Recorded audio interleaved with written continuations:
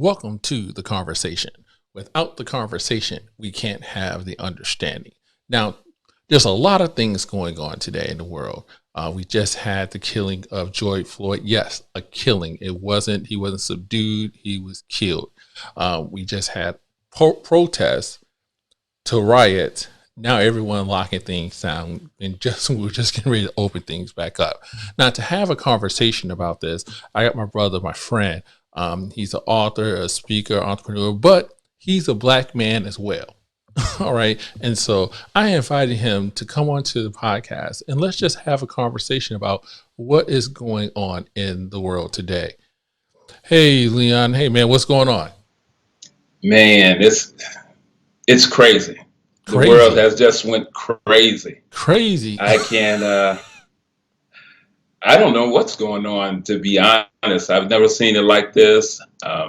Actually, you know what? I do recall when I was about 7, 8 years old, Wow. 1968, Okay, Martin Luther King was assassinated, remember? Yep. And Madison Street in Chicago burned. Mm. And here we go again. It's like deja vu. Wow. Now here's the thing, so you got me roughly about 10 years. So we have this age gap. Right. But it seems like nothing has changed.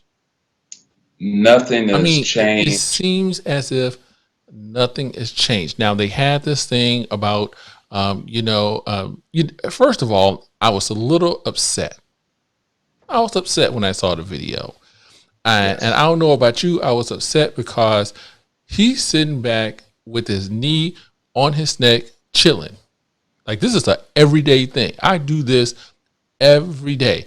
Everyone else is sitting there. The other police officers just to watch it. Now, here's the thing. I have friends. I have family who are police officers. But just to watch them this is an average day. I don't know. I don't know. What you think about it? Your thoughts. Well, just like you, when I saw the video, I couldn't believe it. So I'm looking at the guy, knees on the guy's neck. But remember, he had his hands in his pocket. Oh, he had both his hands. That's right. Hand in his pocket. Relaxed. And I was listening to someone pointed out too that his foot was moving back and forth. And what that indicated was that all his weight was on his knee. Because if your weight is on your foot, you can't move it in that crouch-like position. But all his weight was on his knee. And so obviously this wasn't the first time for him. And thank God someone recorded the video. I was taken aback in that they just showed a live murder on TV. A live murder. I had never seen that before. Now here you go. That's what caught me. It was just out there. Just out there. The whole thing. And they killed this man live on TV. Live. Now some people are like, wait a minute, why didn't the pedestrians jump in? Now, and I'm looking at it from again, I'm not there, we weren't there. But right. If he has his knee on his neck, you don't think he won't shoot you for trying to step in?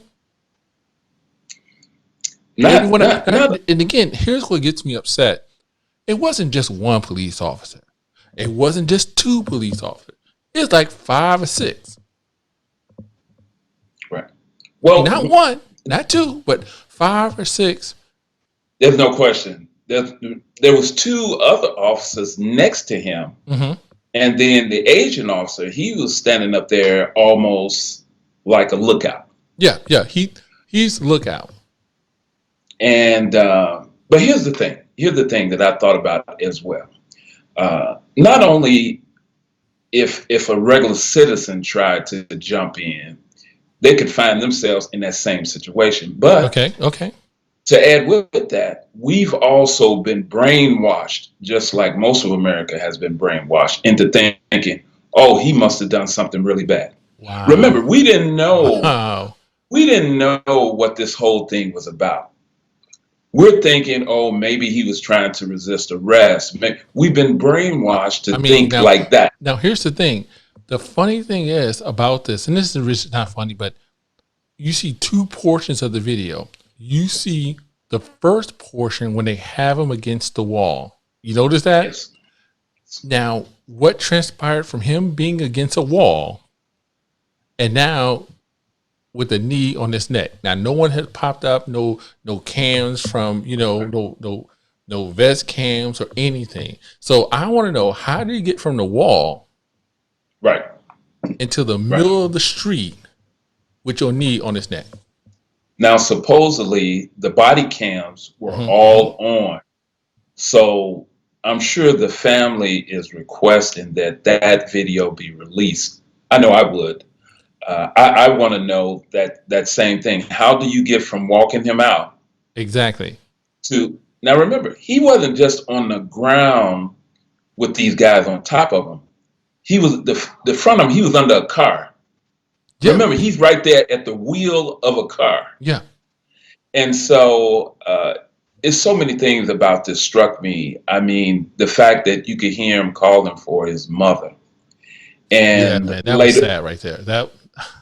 but later on, I found out that his mother has been dead for 2 years. So, Wow. I mean, this is a heart-wrenching situation. But look where we are today. A month ago, all we talked about was the virus, Yep. COVID-19. Just the virus. How do we go back to work? And I couldn't imagine a time when that wouldn't be the headline. Well, you know what? COVID is not the headline anymore. And I do believe that, and it's been said so many times, that the reason we keep having these type of events happen, followed by all of this senseless violence, is because we haven't resolved the issue. Now,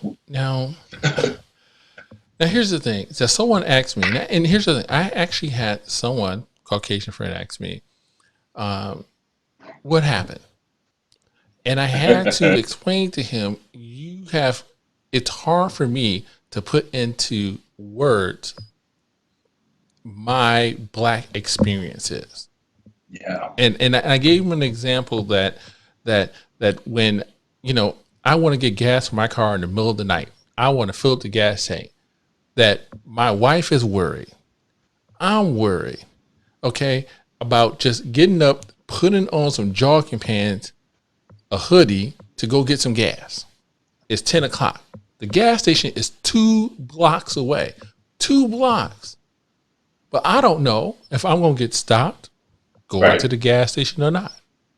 Right. And if I do get stopped, and this is sad, and this is sad. We've actually been training our Black men and young boys to, hey, when you in your car, if you notice, you don't keep your wallet in your back pocket. You take your wallet out and you put it on the dashboard or right there in the seat. So this way, when you are stopped, it don't look like you reaching down to go get something because you don't want to get.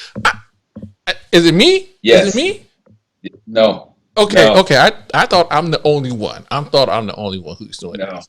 Okay. No. Okay. So first of all, I'm angry. So I understand why people were a little angry, and I had to tell them this. I said, people are angry, people are upset, but the biggest thing is that you have no. I said I can't even put it into words. Now you're a little older. You got me about 10 years. What is your experience as being an African American male? Now I know you got sons my age, close to my age. Yes. How did you how did you have the conversation about the law? It's, first of all, it's that experience, my experience is your experience. The Bible says there's nothing new under the sun. And so because this issue has never been resolved in America, these things are consistently the same. What is that saying?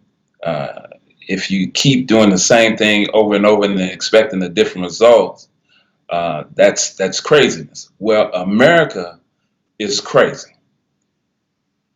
They feel that by not really talking about these issues of racism, sexism, or all the isms, they feel that these things will go away. Well, 400 years later, it hasn't went away. When my kids were growing up, my boys, I had to have the talk, The talk. Yep, I remember. I remember. the It's all the about the talk. talk, the talk. How do you talk to a police officer? Keep your hands visible, that type of thing. But now that I have daughters, I have the same talk with my daughters Oh yeah. because the police have shown a viciousness that is not limited to boys. I've seen, and I'm sure you've seen as well, young girls beaten like grown men Now you know by what? police officers. That remember we just had the incident down in Florida. You know they. I mean, it's just. I think sometimes I get a little frustrated Mhm. Yes, about the situation, and yes, I mean, I'm trying to, I'm trying to be a man of God. I want to say some other words, but yes, I do because yes, I'm upset. But at the yes. same time, though, um, I don't think looting is the way. Oh, no question. I do understand that, yes, we do need to protest. Yes, we need to do something that get people energized and motivated that yes, we need to do something because here's my problem. We have to protest, everybody go home, nothing happens. Yes, Nothing happens in local government, nothing happens in statewide government, nothing happens at the federal level. And guess what? We're back here. And when you look at the federal level, there's people who've been in Congress for 34, been there longer than I've been alive. yes, So yes. how do you expect change if we don't take an active part in that? And I remember you actually ran for office once. Yes, Your thing is, you looked at it and said, "Hey, we need to make a change." definitely, I mean, so definitely. so so when you look at that, how do we go past? How do we get past this?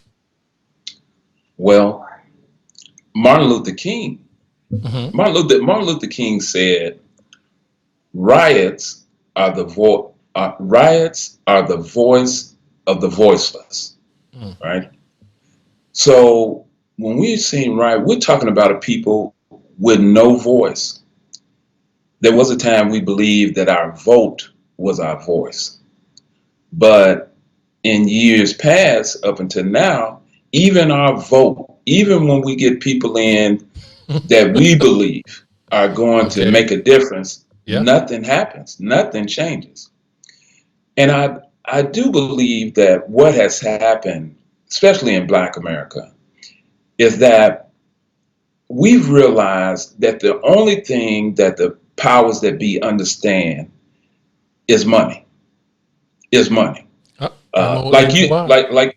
like you say, we peacefully protest, and then we find ourselves back here 10 years later. Well, the people today are trying to affect pocket issues. They're trying to hurt people in their pockets, senseless type of things. I don't agree with it, but I can't say that they're totally wrong. I'm not going to be out there doing it, but I can't condemn them because I understand the frustration that they're going through. So if this is what they feel that they have to do, then it's right for them. And Okay. Okay. so Okay. until the powers that be uh, make some changes, this is the way that it will always be. Wow. So okay. So basically, what you're saying is that it is what it is for now. For now, I'm not saying Until it's the going to people, stay that way, but it is what it is for now until we have someone who steps up and we begin to make this change. You one thing know. that I must say though that has changed, Hmm. and like you, my white friends immediately start to reach out to me. Now, you know what? And That is the yeah, difference. it's huge. As a matter of fact, I was actually shocked, and maybe I shouldn't have been, but people wanted to have those conversations. They wanted me to be safe. I felt that was very comforting to have them say that. Um, and like you, they had a question about how did we get here? And I think where the disconnect though, with trying to explain it to them, they're expecting us to give them one big moment, one big aha that this is it. But they don't realize that these are subtle things that happen over the years. The man killed someone and he's not prosecuted. Being stopped, just driving your car to your block, you don't look like you belong. The tickets, the being followed in the stores, all these little things add up to a place that says we don't want you, we don't accept you, even though you built this country. We don't accept you and we want you gone because you are something different. You Now, are other. now it's interesting you say that because I have another friend who's who's of Islamic descent. So Yes. he called me up. He said, "Corey, what's going on? What's going on?" And I had to explain to him that there's a lot of frustration. And I said, and I always try to have these conversations with him because the one thing I like, he sees something and he'll ask. So I had this conversation with him that when you look at our neighborhoods, a lot of the small businesses in our neighborhoods are not owned by us. Right. They're not owned by us. Right. They're either owned by someone who's of Asian descent, Korean, Chinese, Japanese. They're owned by someone who's from Iran, Iraq. I mean, the little mom and pop Correct. stores. And I said, Correct. you have an experience when we walked into a store in our neighborhood, someone looking at us, but we're here to patronize in your store. Yes. And then we actually buy something. We go outside. We've all done it. We've gone outside. We went, we looked, we said, hey, let me open up these chips right now.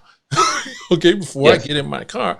And then they Yes. still looking at you and have the nerves to come out and say, Right. you can't stand here. Now Yes. you're like, wait a minute. I just went into your store. You followed me around. I still bought something. I'm actually eating the product right now. I'm getting ready to get in my car, but you think I'm loitering and you're going to call the police. Yes. And Yes. he's like, I never knew that. I said, you wouldn't know that because that's not your experience. And I've had conversations like that before as well. And what I tell people that are interested in that is that the same rhetoric that white America hears in these isolated communities where there are no black people, this is the same rhetoric that they hear overseas. And so when people come here from overseas, they don't know any black people. They don't have any co-workers or friends or anything like that. You're right. You're right. You're right. And so they believe the propaganda that's being spewed out about Black America. So they won't even give us a chance. They want to believe the negative because white America has perpetuated that for a long time, powers that be. Um, and then a friend of mine asked me something that I found very strange because I said the same thing to him. And he Mhm. said, when you say white America, it seems like it's all inclusive and that everybody is like Ah, that. And I ah. wanted I had to correct him immediately that from the very beginning, there were many white people involved in the struggle.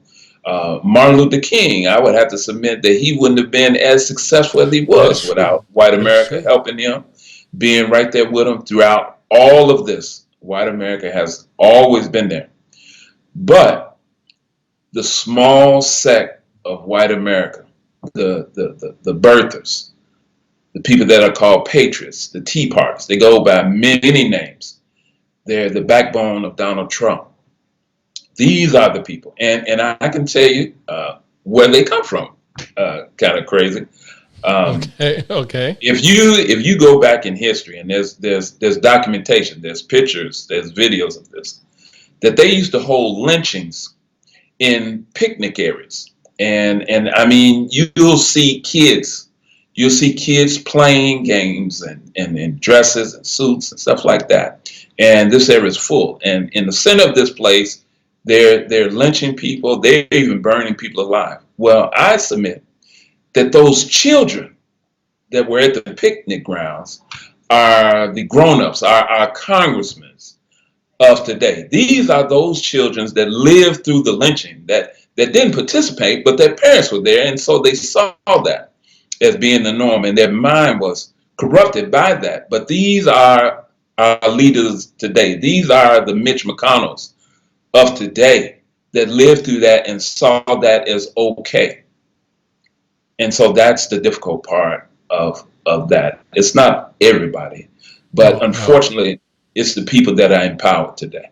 Yeah. And it's interesting because I think the younger generation has evolved, Yes, and no question. but I think it's the older generation who seems don't want to let go. They don't want, How? and you can't, and and we don't want to. You're right. We don't want to put everyone in the basket because I have a lot of good white friends who are just about the struggle as I am about the Yes, struggle. All no right, because they question, just no think it question. like I can't believe this is even happening in this Yeah, day and age. yeah, but even them, remember, they're using their white privilege to be able to stand out and do that. That, See, see, that's a whole nother, that's a whole nother thing right. about the see I hey okay, we're gonna have to come back and have another show just on white privilege and really what that means. Yeah, right, What that right, means. right, right, All right. right. But but when you dig down, I mean, I want something meaningful to occur after. You know, Yes, we all this has transpired, but I want something meaningful to take place 2 weeks from now. You right, know, that when right. everyone goes home and they're going back to work, um, I want something that's meaningful. I don't know.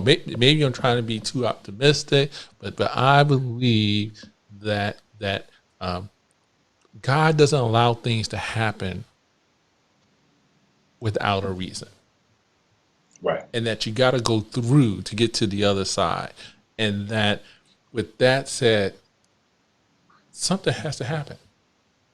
Well, I do believe something will happen, because if you go back to what we were just talking about, how you know I gave that position of the children of yesterday are the leaders today that are still so against Black America, but the children that have grew up through those years, have went to school with Black America, that have befriended, has married in the Black American family, and white America more than any other people are consumers of Black America, to the point their clothes, their music, the way we talk, everything, they consume everything that is Black America.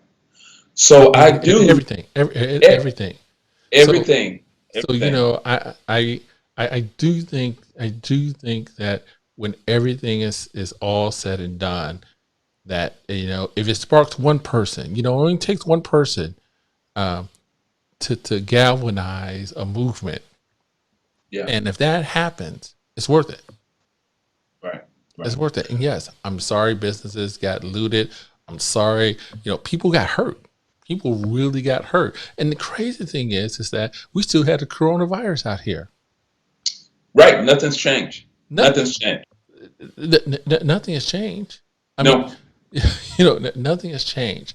So, I mean, wow, I'm going to tell you that white prayer, you got me going. You got me going. So, okay. So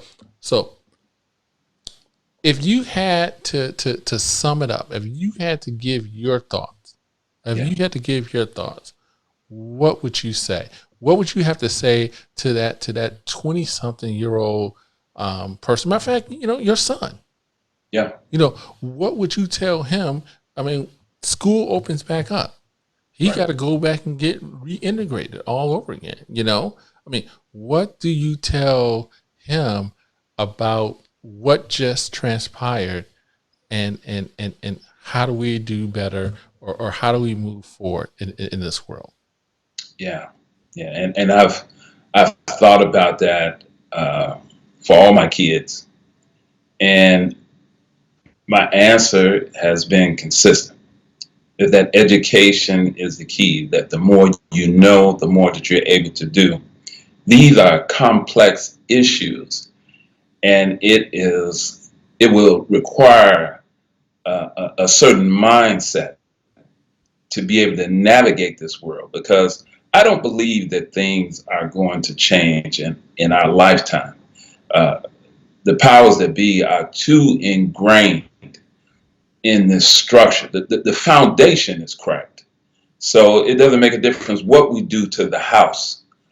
We can pretty it up, we can paint it, we can put in some new windows, but the foundation is cracked, it's rotted, and sooner or later it's going to fall. I just hope that it's not right now, but sooner or later this will come to a head. There has to be some answer. So I would have to say, for my kids and for young people, is to continue to focus on their education, remember the struggle, learn from the past. But the answer is not really with Black America. The answer is with white America. And the question has to be, and I realized a while ago that it's always been with them, is what do they truly want the world to be? What do they want the United States to be? Do they want to make America great again? Which means to go back in the past and relive those days of yesteryear? Or do you want to move forward where the United States is this one melting pot? We all working together for a single goal, the betterment of mankind as a whole. They have to make the decision. Remember, we're only 13% of the population. We're a small minority. They are the majority. And the answers has always been with them. Wow. Remember when slavery ended and we thought we were going to go head on, they brought in Jim Crow, they brought in redlining, they brought in all. It's them. It's not us. They have to decide. When they decide, then this thing will change. Until then, you just have to keep your hand down, your hands up, and keep moving forward. Amen. Amen to that. Amen. Well, man, I really do. I really do. Now, you got to come back.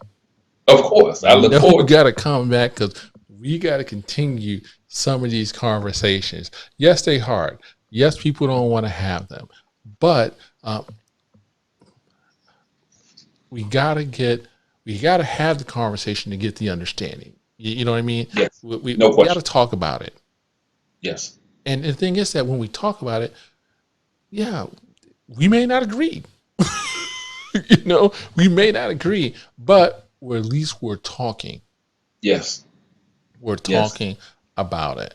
Well, man, like I said, I really appreciate it. I'm telling you, we gotta have you back. We gotta have you back on the show. Well, guys, for those out there, thank you, thank you, thank you. And again, without the conversation, we can't have the understanding.